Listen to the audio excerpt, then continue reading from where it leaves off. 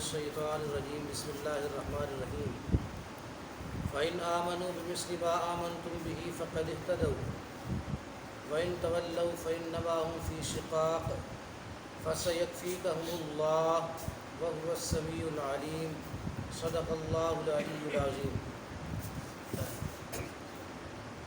یہودی کہتے تھے کہ ہم ہدایت پہ ہیں اور ہدایت کا معیار وہ ہمارے پاس ہے۔ عیسائی کہتے تھے ہدایت پہ ہم ہیں، معیار ہمارے پاس ہے۔ اسی طرح ہر کوئی دعویٰ کرتا تھا، تو اللہ تبارک و تعالی نے ہدایت والی جماعت کا ذکر بھی فرما دیا اور ہدایت کا معیار جو لوگ ہیں ان کا بھی ذکر فرما دیا۔ تو فرمایا کہ ہدایت پر میرا پیغمبر ہدایت پہ ہے اور میرے نبی کے صحابہ ہدایت پہ ہیں، اور یہی جو جماعت ہے صحابہ والی جماعت رضی اللہ تعالی عنہم اجمعین، یہی جماعت معیار حق ہے۔ صحابہ کی بڑی شان اس آیت میں بیان کی گئی۔ یہ سورۃ البقرہ آیت نمبر 137 ہے، پہلے پارے کا بالکل اخیر حصہ ہے۔ فرمایا کہ صحابہ معیار حق ہیں۔ کیسے؟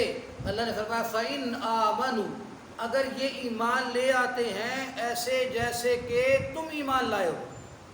صحابہ سے کہا گیا فَقَدِ اهْتَدَوْا، تو یہ ہدایت پا جائیں گے۔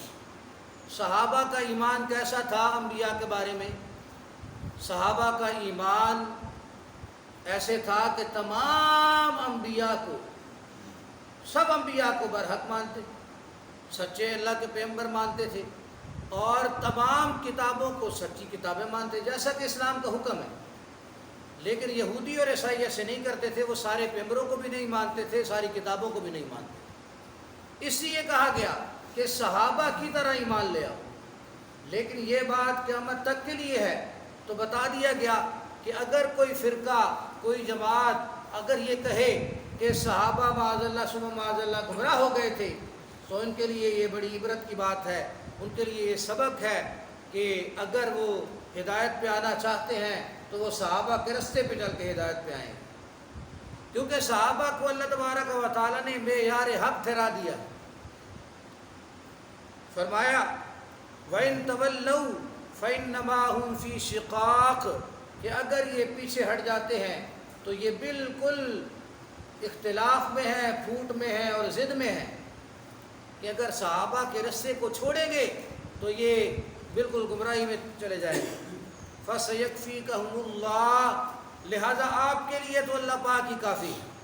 نبی علیہ الصلوۃ والتسلیم کو اللہ تبارک و تعالیٰ نے خطاب کیا کہ آپ کو آپ کا پروردگار اللہ کافی ہے، اور یہی وہ آیت ہے کہ جب فَسَيَكْفِيكَهُمُ اللَّهُ، حضرت عثمان غنی رضی اللہ تعالیٰ عنہ کو جب شہید کیا گیا تو یہ تلاوت کر رہے تھے عثمان غنی رضی اللہ تعالیٰ عنہ، اور ان کے خون کے چھینٹے جو ہیں وہ اسی لفظ پہ پڑے تھے فَسَيَكْفِيكَهُمُ، آپ کو اللہ کافی ہے۔ تو اللہ تبارک و تعالیٰ اپنے انبیاء کے لیے بھی اور ایمان والوں کے لیے اللہ پاک کافی ہے۔ جو بھی مَن يَتَوَكَّلْ عَلَى اللَّهِ فَهُوَ حَسْبُهُ، جو اللہ تبارک و تعالیٰ پہ توکل کرتا ہے اللہ پاک اس کے لیے کافی ہو جاتا ہے۔ تو اللہ تبارک و تعالیٰ اپنے پیغمبر کے لیے بھی کافی ہوا۔ یہود نے کتنی سازشیں کی، نبی علیہ السلام کو زہر دیا، بار بار قتل کرنے کی کوششیں کی یہودیوں نے، لیکن کامیاب نہ ہو سکی، اور اللہ تبارک و تعالیٰ نے آپ کی ہر طرح سے حفاظت فرمائی۔ اس لیے فرمایا وَهُوَ السَّمِيعُ الْعَلِيمُ، اور وہی ہے ہر کسی کی سننے والا، ہر کسی کے حالات کو جاننے والا۔ تو صحابہ کی طرف اگر یہ ایمان لے آتے ہیں تو پھر تو کامیاب ہے، اگر صحابہ کی طرح ایمان نہیں لاتے پھر یہ ناکام ہے۔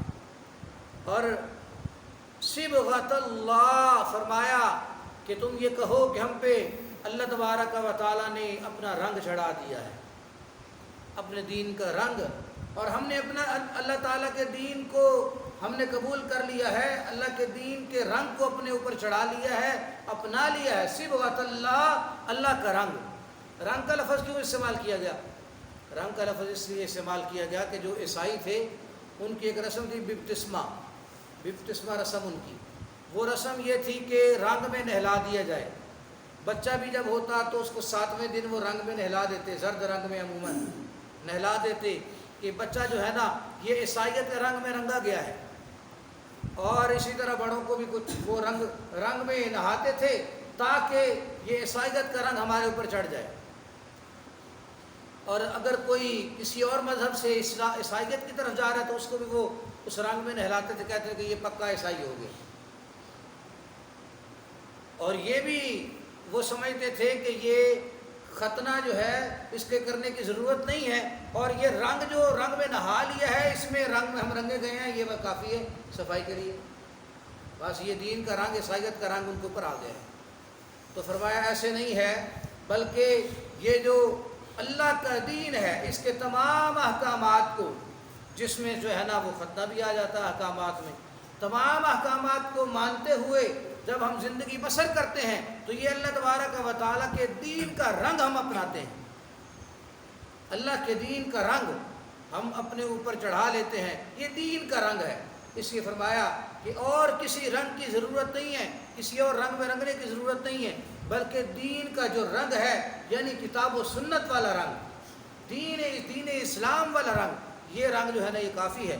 فرمایا ومن احسن من اللہ صبغہ، اور اللہ تبارک و تعالیٰ سے بڑھ کر خوبصورتی کے ساتھ رنگ چڑھانے والا کون ہے؟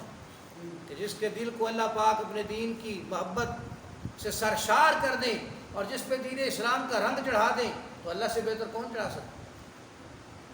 اور اللہ کے دین کا رنگ یہ بھی معنی کیا جا سکتا ہے کہ اللہ کے رنگ سے، یعنی اللہ کے دین کے رنگ سے۔ وَنَحْنُ لَهُ عَابِدُونَ، اور ہم اسی کی عبادت کرنے والے ہیں۔ یعنی اے عیسائیوں، اے مشرکو، یہودیوں، تم تو اللہ کے سوا غیر اللہ کی بھی عبادت کرتے ہو، اور ہم صرف اللہ ہی کی عبادت کرتے ہیں۔ قُلْ أَتُحَاجُّونَنَا فِي اللَّهِ، آپ ان سے کہہ دیجئے کہ کیا تم ہمارے ساتھ جھگڑتے ہو اللہ تعالیٰ کی توحید کے بارے میں، اللہ کی ذات کے بارے میں، صفات کے بارے میں؟ فرمایا وَهُوَ رَبُّنَا وَرَبُّكُمْ، حالانکہ وہ ہمارا بھی رب ہے تمہارا بھی رب ہے۔ رب وہی ہے، ہر کسی کا رب وہی ہے۔ وَلَنَا أَعْمَالُنَا، اور ہمارے لیے ہمارے اعمال ہیں، وَلَكُمْ أَعْمَالُكُمْ، اور تمہارے لیے تمہارے اعمال ہیں، تم نے اپنے اعمال کا جواب دینا ہے۔ وَنَحْنُ لَهُ مُخْلِصُونَ، اور ہم اسی کے لیے مخلص ہیں، یعنی ہمارا جو عقیدہ اور عمل ہے یہ بالکل اللہ کے لیے خالص ہے۔ ہم عبادت کرتے ہیں تو خالصتاً اللہ کی، سجدہ کرتے ہیں خالصتاً اللہ کا، اگر صدقہ زکوٰۃ خیرات دیتے ہیں تو خالصتاً اللہ کے نام پہ، اور کوئی بھی عمل کرتے ہیں تو خالصتاً اللہ کے نام پہ۔ اور تم جب کرتے ہو تو تم غیر اللہ کے نام پہ کرتے ہو، تمہاری عبادت، تمہارا نظریہ، عقیدہ، تمہارے اعمال سارے غیر اللہ کے لیے۔ فرمایا نحن لہ مخلصون، ہم خالصتاً اللہ ہی کے ہیں، یعنی ہمارا عقیدہ بھی ہمارے اعمال بھی اللہ کے لیے۔ ام تقولون، کیا تم یہ کہتے ہو؟ پھر انہوں نے یہودیوں نے پروپیگنڈا، عیسائیوں نے پروپیگنڈا شروع کر دیا۔ کیا پروپیگنڈا شروع کر دیا انہوں نے کہا کہ یہ جتنے بھی تھے انبیاء، جیسے ان ابراہیم و اسماعیل و اسحاق و یعقوب والاسباط اولادیں، کانوا ھودن، یہودی تھے، او نصارا، یا عیسائی تھے۔ انہوں نے کہا یہ تو یہودی تھے یا عیسائی تھے۔ قل، آپ انہیں جواب دیجئے میرا پیغمبر، اانتم اعلم ام اللہ، کیا تم زیادہ جانتے ہو یا اللہ پاک زیادہ جانتے ہیں؟ اب تم اللہ کو بتا رہے ہو کہ یہودی تھے، یہ عیسائی تھے۔ اور یہ سمجھایا گیا کہ ابراہیم علیہ الصلوۃ والتسلیم کے بعد ان کی اولادوں میں جا کر یہ رستہ جو ہے نا یہودیت والا اور عیسائیت والا نکلا ہے۔ یہودیت مذہب بعد میں، عیسائیت مذہب بعد میں، تو ابراہیم یہودی ہے، عیسائی کیسے ہو گئے؟ فرمایا ومن اظلم، اس شخص سے بڑا ظالم کون ہے؟ ممن کتم شہادتاً عندہ من اللہ، جو اللہ تبارک و تعالیٰ کی طرف سے اس کو علم دیا گیا ہے، اس تک پہنچی ہے شہادت، اور وہ گواہی کو پھر بھی چھپاتا ہے۔ یعنی تورات میں اللہ پاک نے بیان کر دیا حق سچ، بیان کیا تورات میں نبی علیہ الصلوۃ والتسلیم آخری پیغمبر آئیں گے، ان کی صفات کا ذکر کیا گیا، صحابہ کی صفات کا ذکر کیا گیا، پھر بھی یہ جان بوجھ کے چھپاتے ہیں اس گواہی کو۔ اب ان کا فرض یہ تھا کہ یہ اس گواہی کو سامنے لے آئے اور کہیں کہ واقعتاً تورات میں لکھا ہوا ہے لہذا ہم ایمان لاتے ہیں۔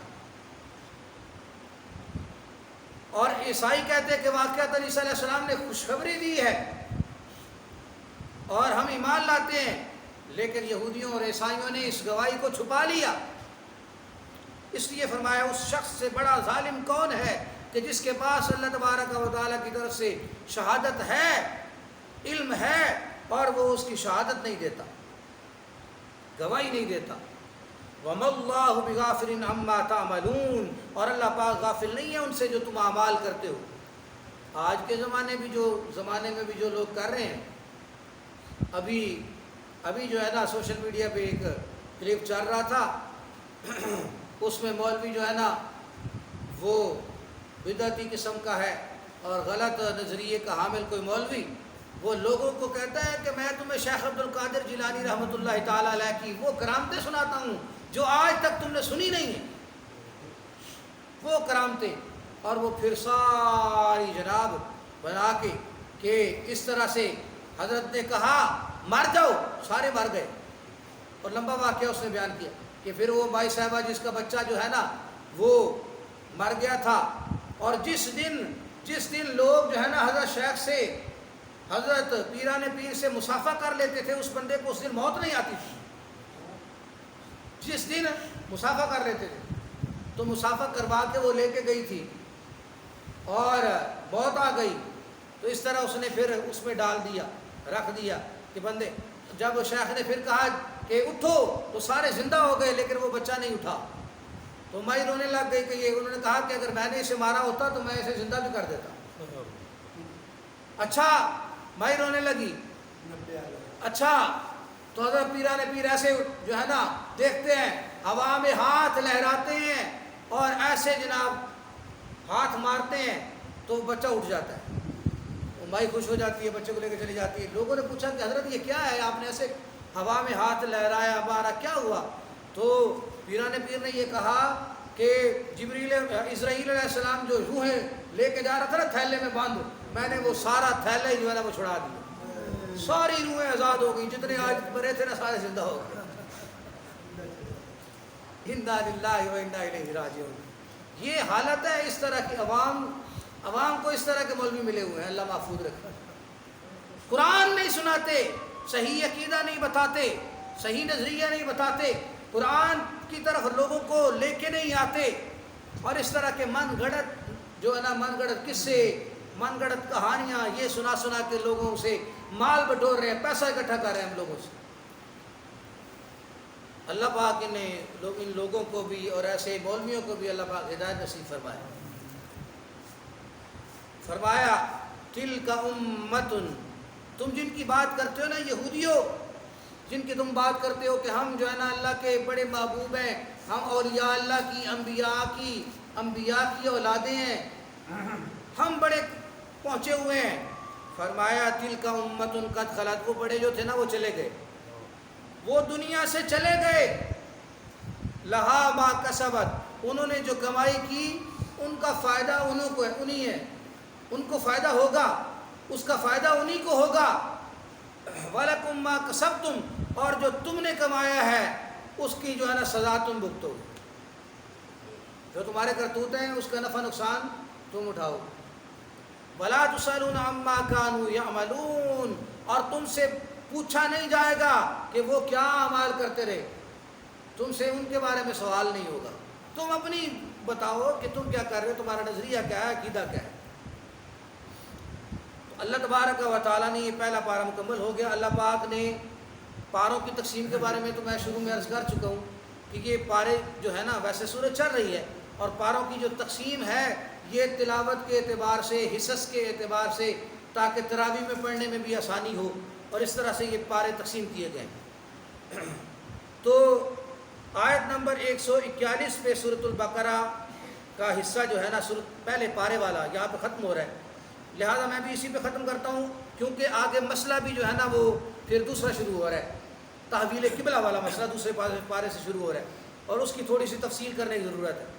تو اسی پہ اختتام میں کرتا ہوں، اور ایک بات دوبارہ عرض کرتا ہوں کہ صحابہ کو معیار حق ٹھہرایا گیا۔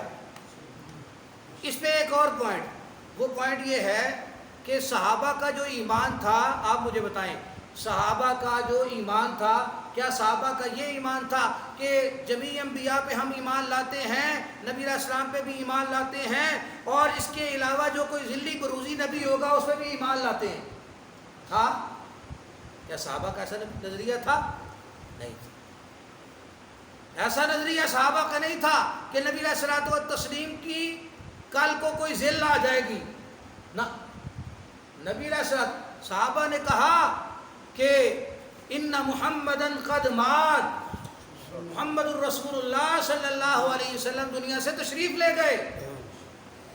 اس کے بعد اگر کسی اور نے ذل کی صورت میں، ان کے سائے کی صورت میں کسی اور نے نبی بندہ ہوتا تو صحابہ اس کا انتظار کرتے رہتے۔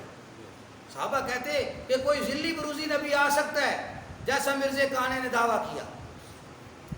ایسا نہیں ہوا، بلکہ مسلمہ کذاب نے دعویٰ جب کیا، اس کا نام ہی کذاب، کذاب انتہائی جھوٹے شخص کو کہتے ہیں کذاب، مبالغہ کا صیغہ ہے، ایک ہے کاذب جھوٹا اور ایک ہے کذاب بہت بڑا جھوٹا، تو اس کا نام مشہور ہو گیا بہت بڑا جھوٹا۔ اس لیے صحابہ نے اس چیز کا انتظار نہیں کیا کہ کوئی اور نبی ہو، نہ صحابہ کا نظریہ نہیں تھا، اللہ کے رسول سمجھا چکے تھے، خاتم النبیین کہہ دیا گیا تھا نبی علیہ السلام کو، نبی علیہ السلام خود کہہ چکے تھے کہ انا خاتم النبیین لا نبی بعدی، میں خاتم النبیین ہوں، میرے بعد کوئی اور نبی نہیں آئے گا۔ عیسیٰ علیہ السلام تشریف لائیں گے، اتریں گے، لیکن نبی ہونے کی حیثیت سے نہیں، بلکہ امتی ہونے کی حیثیت سے اتریں گے اور اعلان کریں گے، اور اس وقت بہت سارے عیسائی جو سلیم الطبع عیسائی ہیں وہ عیسیٰ علیہ الصلوۃ والتسلیم کی دعوت پہ ایمان لے آئیں گے۔ اس لیے صحابہ معیار حق ہیں، یہ سمجھ لینا چاہیے، اور آنے والے قیامت تک کے آنے والے لوگوں کے لیے صحابہ معیار حق ہے۔ ایک عالم جو ہیں ان کا واقعہ لکھا ہوا تھا ایک کتاب میں کہ انہوں نے یہ کہا کہ میرے دل میں یہ خیال آتا رہتا تھا کہ ہم نبی علیہ السلام کے دور میں کیوں نہیں ہوئے، میں صحابی رسول ہوتا، میں بھی صحابی ہوتا، ہم بھی صحابی ہوتے، یہ دل میں خیال آتا تھا۔ کہتے ہیں ایک دن مجھے خواب آیا، اللہ پاک نے بات مجھے سمجھا دی کہ تمہارا یہ مقام نہیں ہے، اللہ پاک نے سمجھا دیا تمہارا یہ مقام نہیں ہے، سمجھا دیا اللہ پاک نے۔ صحابہ تھے۔ خواب کیا آیا؟ خواب یہ آیا، خواب کی حیثیت جو ہوتی ہے وہ یہ ہے کہ اگر شریعت کے دلائل کے تحت ہے، مطابق ہے، تو خواب قبول کیا جاتا ہے، اور اگر خواب میں کوئی بندہ یہ کہتا ہے کہ مجھے حکم دیا گیا ہے نبی علیہ السلام کی طرف سے کہ فلانے بندے کو قتل کر دو، تو یہ بات نہیں مانی جائے گی۔ یاد رکھیں، خواب کا جو خواب کا درجہ ہوتا ہے اسی میں رکھنا چاہیے۔ تو خواب کیا آیا کو کہتا ہے مجھے نبی علیہ السلام کو میں نے دیکھا کہ گاڑی میں جا رہے ہیں، اور گاڑی جو ہے نا وہ آگے رک جاتی ہے کہ آگے جو ہے نا کوئی نالی سی آ جاتی ہے، جیسے نالے گزر رہے ہوتے ہیں پانی کے لیے، تو ایسی بڑی سی نالی سی آ جاتی ہے کہ گاڑی جو ہے نا وہاں سے گزر نہیں سکتی، لہٰذا گاڑی روک دیتے ہیں آپ صلی اللہ علیہ وسلم، اور صحابہ جو ہے نا وہ فوراً نکلتے ہیں، اور میں دیکھ رہا ہوں تو میں سوچتا ہوں کہ نالی کے لیے نا گاڑی گزرنے کے لیے کوئی میں بندوبست کروں، اور میں دوڑ لگاتا ہوں کہ اینٹیں لے کے آؤں، کوئی پھٹے لے کے آؤں یا اینٹیں لے کے آؤں، کوئی چیز لے کے آؤں۔ چنانچہ میں دوڑتا ہوں اور جاتا ہوں، مجھے کوئی چیز ملتی ہے یا نہیں ملتی، وہ کیا جملہ لکھا ہوا تھا مجھے یاد نہیں ہے کہ کوئی چیز اٹھائی میں نے یا نہیں اٹھائی۔ میں جب واپس آیا تو میں نے دیکھا کہ صحابہ لیٹے ہوئے ہیں آگے، صحابہ